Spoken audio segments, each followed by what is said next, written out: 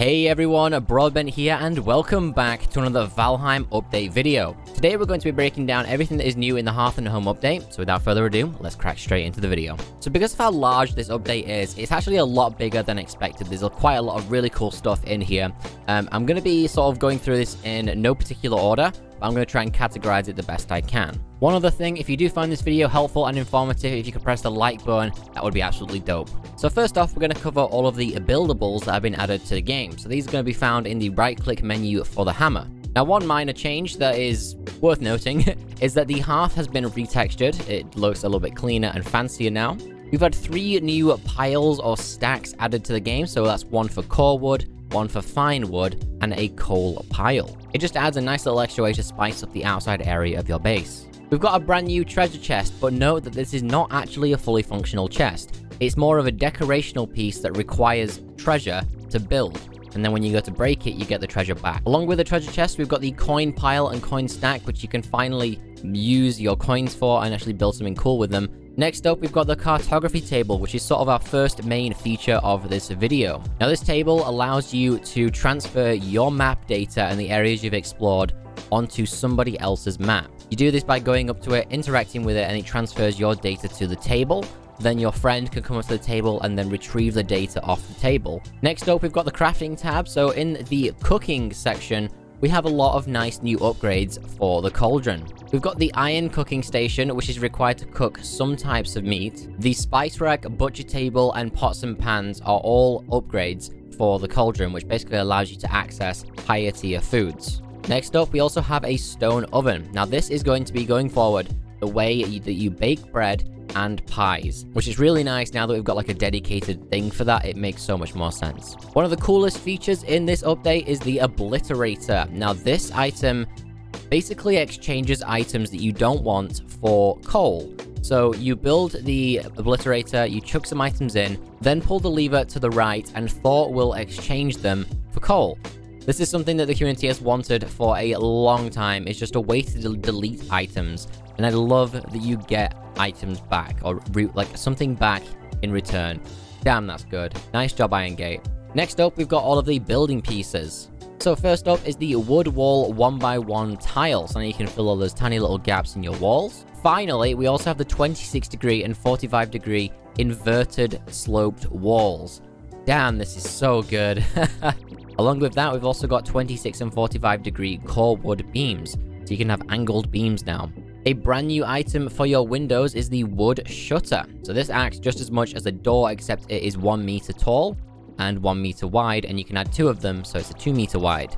Next up, we have all of the DARKWOOD buildables. Now, to make DARKWOOD, you do need tar and wood, which will circle back around to tar later on in the video. So the DARKWOOD building items are the driftwood gate shingle roofing, which there's like 10 different types of roofing tiles. Love it. We've got the DARKWOOD 2 and 4 meter poles and the DARKWOOD 2 and 4 meter beams, which have a nice fancy pattern if you want to add a bit more like flair to your build. We've also got the carved DARKWOOD divider, which is nice just to add a little bit of interior decoration if you want like a thin wall, for example.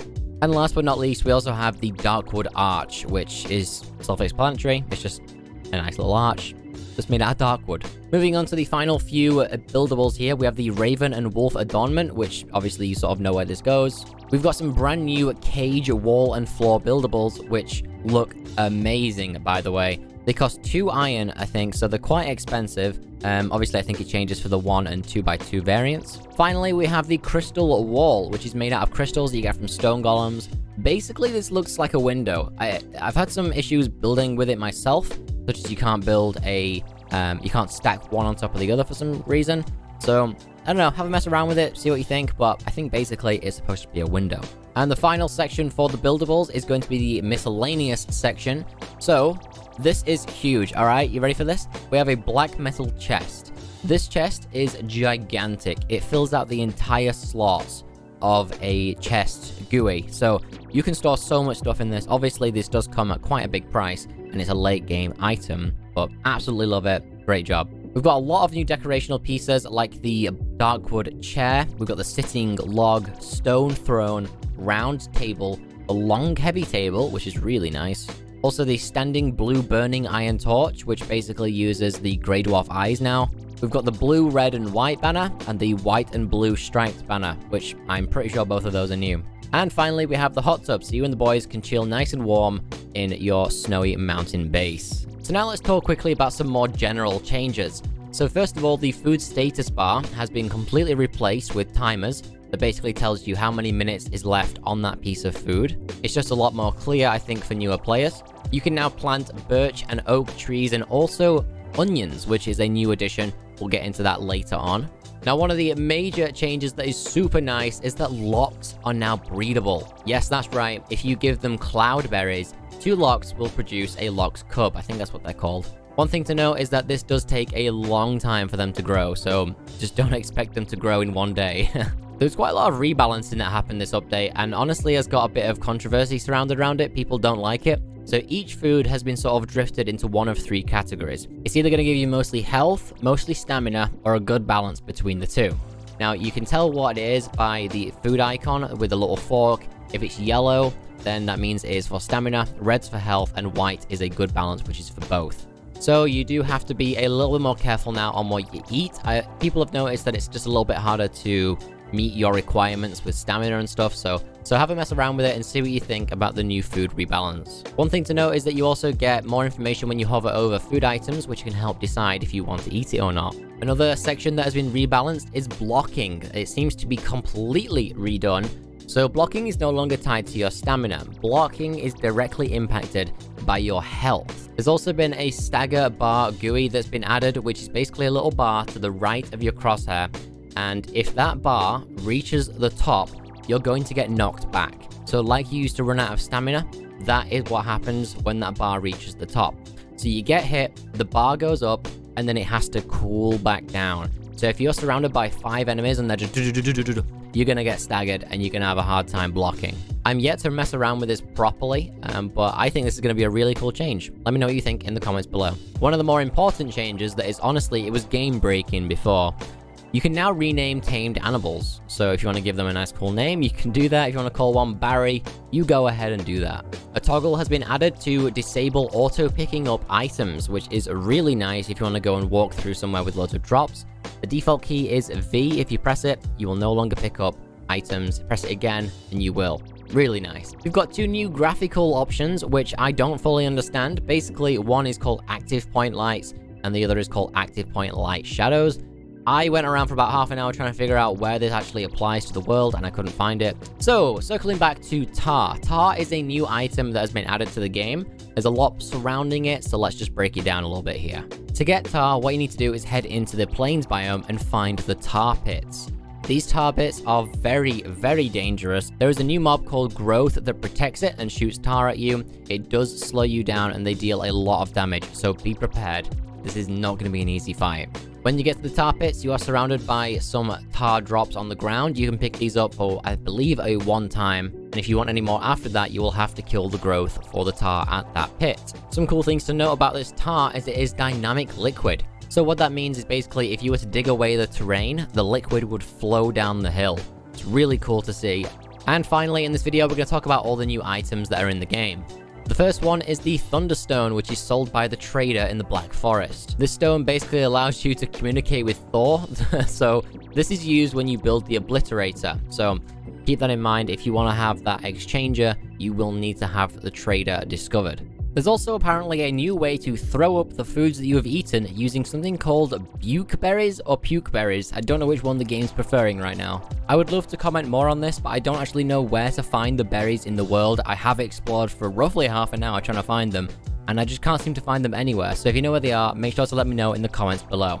Along with the Locksbin breedable, you can now also ride them. Yep, with a brand new item called the Lox Saddle, you can just jump straight on and ride this thing around. You can fully control it. The controls are a little bit strange at first, but once you get used to them, it's pretty nice and easy. This will definitely make exploring the plains a whole lot nicer. For those of you that are wondering, yes, you can also swim with them. To make farming animals a lot easier, they've added a new tool called the Butcher's Knife, which basically one-hits any tamed animal, so do be careful with this one. The Butcher's Knife will not deal any damage to structures, so you can easily kill any animal within a small area of a building, and you won't destroy it. Really nice addition. Alongside this, you can no longer kill tamed animals with just a default sword. that will deal damage to structures. You need the butcher's knife to kill them.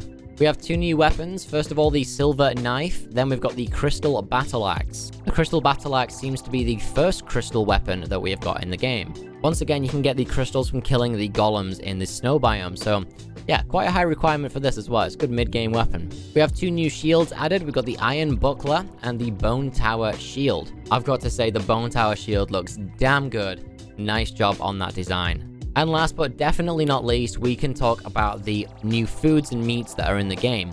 So we've got the deer meat and wolf meat are all separate items now. So when you kill that mob, you will get their specific meat type. As for the new foods, the actual cookable foods, we have black soup, boar jerky, bread dough, which basically gives you twice as much bread now. 10 flour will give you 2 dough, and those 2 dough can be put into an oven for 2 bread, which makes bread a lot better now. We've got deer stew, ice cream, unbaked lox pie, which you'll need the oven for, onion soup, minced meat sauce. We've got the mug shake, wolf jerky, wolf skewers, and finally onions. So onions are completely farmable. If you want to know how to grow onions at your own base, the seeds can be found in a mountain abandoned village, so you will have to venture into the snow. Well everyone, that is going to be everything for this update video. Hearth Home is finally out. I think it took about 6 months for this update. Let me know what you think about that in the comments below. Personally, I think this update turned out to be a lot bigger than expected, and I am very happy with it. I know it did take quite a while, but honestly, it's a small dev team, and it's fine. It's honestly fine. IronGate, great job on this update. Absolutely love it. Looking forward to future updates. That is going to be everything. If you enjoyed this video, don't forget to leave a like. It really does help support the channel. If you want to see more Valheim content, consider subscribing. You can always unsubscribe later on. That's going to be everything. Thank you so much for watching, and I will catch you next time.